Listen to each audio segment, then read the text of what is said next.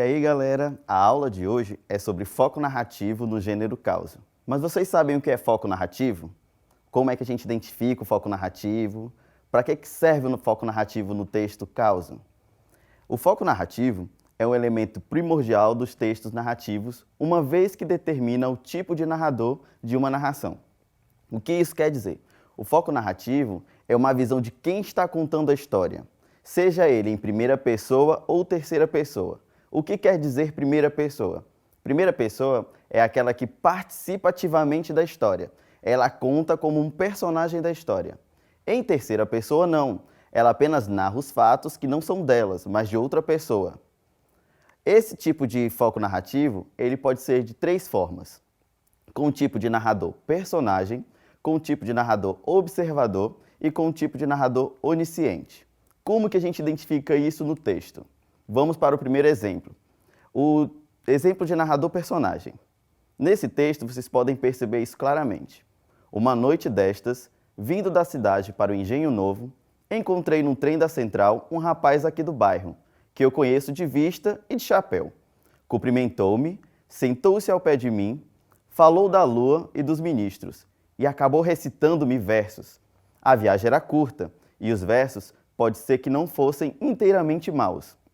Sucedeu, porém, que como eu estava cansado, fechei os olhos 3 ou 4 vezes. Tanto bastou para que ele interrompesse a leitura e metesse os versos no bolso. Nesse texto, vocês podem perceber que existe muita presença da primeira pessoa. O que isso quer dizer? Que o personagem está ativamente nessa história. Em algumas partes desse texto, nós temos como cumprimentou-me, como sentou ao pé de mim, ou seja, a proximidade do narrador no texto. O próximo exemplo que nós temos é o narrador observador. Esse narrador observador, ele é em terceira pessoa. Nesse texto a gente vai perceber claramente isso. Que abismo que há entre o espírito e o coração. O espírito do ex-professor, fechado daquele pensamento, arrepiou o caminho, buscou outro assunto. Uma canoa que ia passando, o coração, porém, deixou estar a bater de alegria. Que lhe importa a canoa, nem o canoeiro, que os olhos de Rubião acompanhavam arregalados. Ele, coração, vai dizendo que uma vez que mana piedade tinha de morrer. Foi bom que não cansasse. Podia vir um filho ou uma filha. Bonita canoa, antes assim. Como obedecesse bem aos remos do homem. O certo é que estão no céu. Nesse texto, vocês podem perceber que não existe uma presença ativa desse narrador. Esse narrador apenas observa e vai narrando os fatos sem ser ativamente nesse texto. Que isso pode deixar claro para a gente? Que o narrador, ele vai contando e narrando situações, mas não é o personagem principal, tá? O próximo exemplo que nós temos é o narrador onisciente. O próprio nome diz, ele vai saber de tudo. Ele pode contar simplesmente a história, como ele pode participar ativamente. Nesse trecho, nós temos o seguinte texto. Um segundo depois, muito suave ainda, o pensamento ficou levemente mais intenso, quase tentador. Não dê, elas são suas. Laura espantou-se um pouco, porque as coisas nunca eram dela. Mas estas rosas eram rosadas, pequenas, perfeitas. Olhou-a com incredulidade. Eram lindas e eram suas. Se conseguisse pensar mais adiante, pensaria suas como nada até agora tinha sido. Nesse texto dá para ter essa mistura e vocês perceberem que o narrador sabe todas as situações e também pode participar desse texto. Então nós tivemos o narrador personagem, o narrador observador e o narrador onisciente. Recapitulando, narrador personagem é aquele que é feito em primeira pessoa e que participa da história.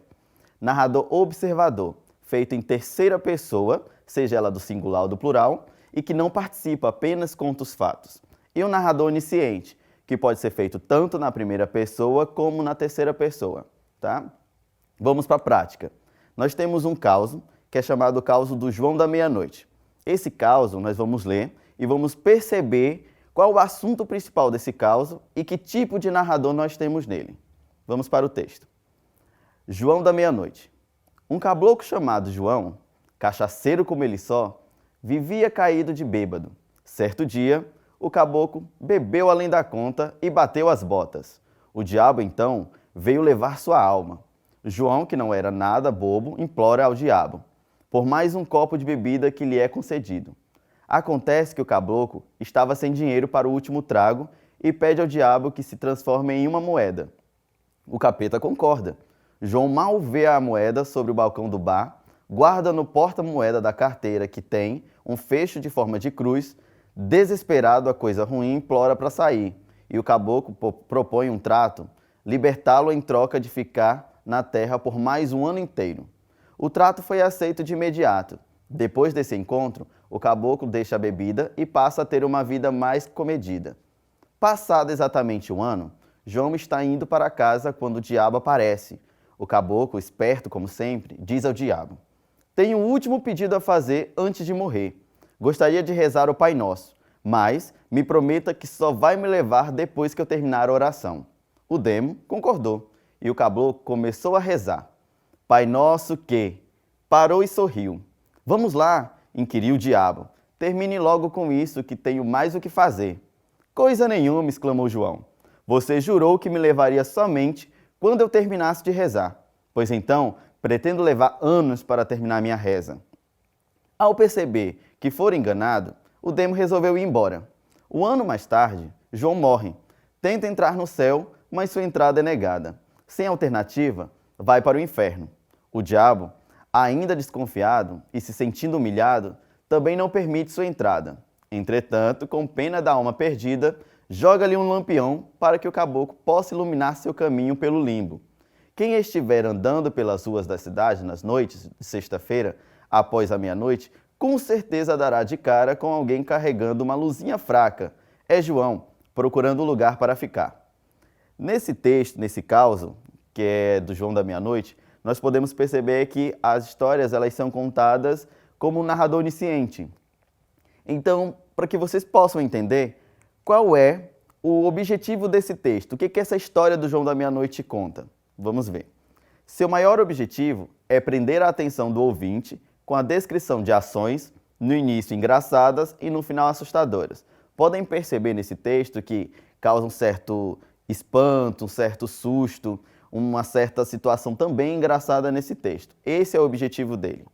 Nossa segunda pergunta é que vocês consigam descobrir qual o foco narrativo desse caso.